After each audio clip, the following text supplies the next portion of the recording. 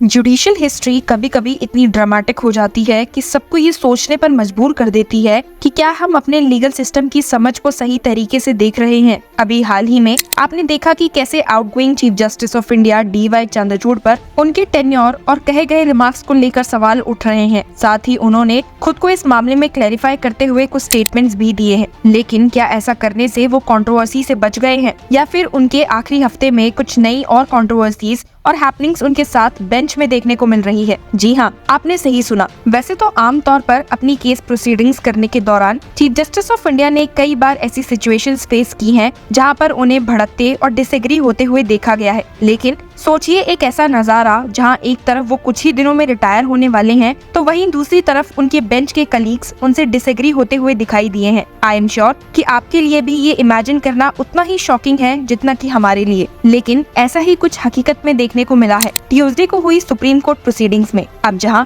Outgoing chief justice की जिम्मेदारियां justice Sanjeev Khanna संभालने वाले हैं, उसी तरह हमारी देश की पहली विमेन चीफ जस्टिस बनने वाली जज जस्टिस BV नागरत्ना ने कुछ ऐसे रिमार्क्स दिए हैं जिसने चीफ जस्टिस ऑफ इंडिया और उनके बीच के डिफरेंस को सबके सामने ला दिया है। आपको याद होगा कि हमने आपसे कहा था कि सुप्रीम कोर्ट में 8 नवंबर से पहले कुछ मेजर वर्डिक्ट्स अनाउंस होने वाले हैं जिसे chief justice of India bench ने लीड किया था। ऐसे ही मंगलवार को सुप्रीम कोर्ट ऑफ इंडिया ने एक लैंडमार्क फैसला दिया है जिसमें ये कहा गया है कि सभी प्राइवेटली ओन्ड प्रॉपर्टीज को कम्युनिटी रिसोर्सेज के रूप में नहीं लिया जा सकता जो स्टेट को उन्हें कॉमन गुड के लिए लेकर जाने की इजाजत देती है। ये फैसला 9 जज कॉन्स्टिट्यूशन बेंच ने दिया जिसकी अगुवाई chief justice of India DY Chandrachud ने की और इसमें जस्टिस BV नागरत्ना का भी महत्वपूर्ण योगदान था। अब आप सोचेंगे कि इसमें बड़ी बात क्या है, तो आपको बता दूं कि जिस तरह बेंच का हर जज अपना अलग जजमेंट लिखता है, वैसे ही जब ये फैसला सुनाया गया तब chief justice of India DY Chandrachud ने कुछ पुराने जजेस खासकर जस्टिस VR कृष्णा अय्यर को क्रिटिसाइज किया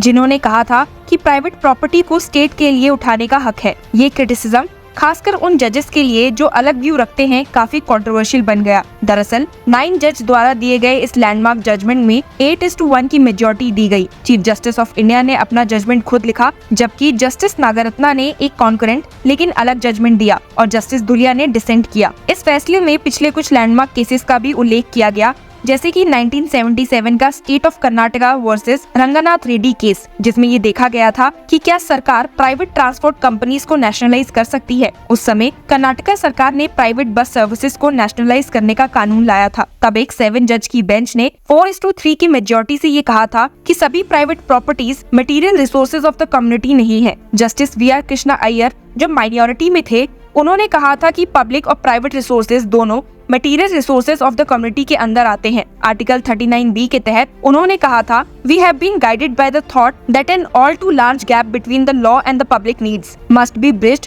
bye broadening the constitutional concepts to suit the changing social consciousness of the emerging welfare state. और जब आज इस जजमेंट का रेफरेंस लेते हुए चीफ जस्टिस ऑफ इंडिया ने अपना वर्डिक्ट प्रोनाउंस किया तो उन्होंने कहा does material resource of a community used in 39B include privately owned resources? Theoretically the answer is yes. लेकिन उन्होंने कहा कि उन्हें जस्टिस अय्यर का माइनॉरिटी व्यू नहीं मंजूर है। उन्होंने ये भी कहा the doctrinal error in the Krishna Iyer approach was postulating a rigid economic theory which advocates for greater state control over private resources. ये बात इस तरफ इशारा करती है कि जुडिशरी को अपने रोल को समझना चाहिए और उन्हें इकोनॉमिक थ्योरीज के अकॉर्डिंग नहीं चलना चाहिए। अब चीफ जस्टिस ऑफ इंडिया के इन्हीं कुछ रिमार्क्स का जवाब में जस्टिस BV नागरत्ना जो इस बेंच की एक मेंबर थी ने इसे क्रिटिसाइज करते हुए अपने तीखे विचार रखे हैं। उनका कहना है जजेस should be mindful of not कास्टिगेटिंग past जजेस only because they reached a different outcome while deciding a case। इससे ये प्रकट होता है कि उन्हें ये समस्या है कि आज के जजेस को उन पुराने विचारों को समझने की जरूरत है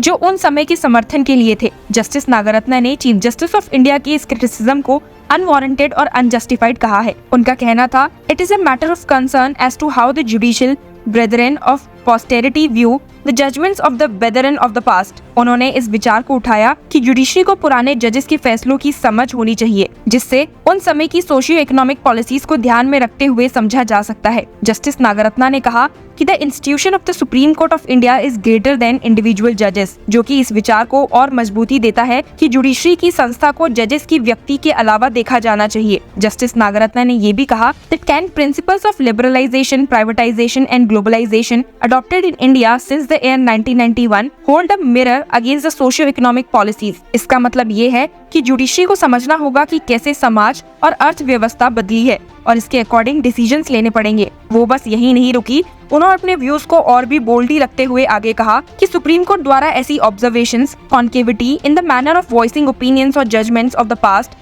and their authors by holding them doing a disservice to the Constitution of India and thereby implying that they may not have been true to their oath of the office as a judge of the Supreme Court create करती है। Justice Nagaratna, however, agreed with the majority judgment and said a flexible interpretation of the Constitution is needed as time changes। Justice Nagaratna ने ये भी कहा कि Indian judiciary के पास एक obligation है to meet newer challenges by choosing only that part of the past wisdom which is opposed for the present without decrying the past judges. She said, I say so lest the judges of posterity ought not to follow the same practice. I say that the institution of the Supreme Court of India is greater than individual judges who are only a part of it at different stages of history of this great country. Merely because of the paradigmatic shift in economic policies of the state to globalization and liberalization and privatization cannot result in branding the judges of this court of the yesteryears as doing a disservice to the constitution. इस strong criticism के बाद एक और धमाका तब हुआ जब justice Sudhanshu Dhulia ने भी